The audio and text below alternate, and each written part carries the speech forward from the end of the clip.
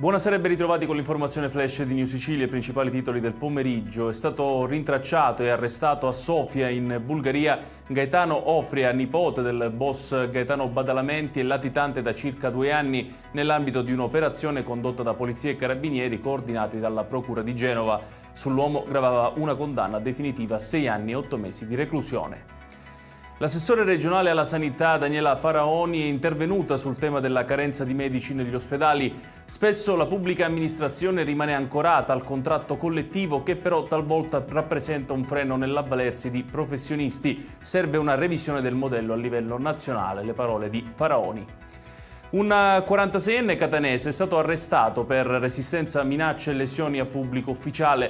L'uomo, aiutato dalla moglie e dalla figlia, anche loro denunciate, avrebbe aggredito 2 poliziotti durante un controllo di routine nella sua abitazione.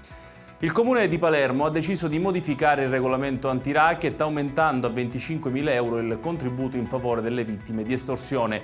L'iniziativa dopo la recente maxi operazione antimafia che ha messo in luce come il pizzo sia ancora uno strumento molto utilizzato da Cosa Nostra. E chiudiamo con il meteo. Dopo giorni contraddistinti da cieli grigi e piogge, nella giornata di domani si assisterà ad un netto miglioramento delle condizioni meteo in Sicilia. Un campo di alte pressioni porterà infatti cieli sereni o poco nuvolosi su tutto il territorio, previsto anche un aumento delle temperature.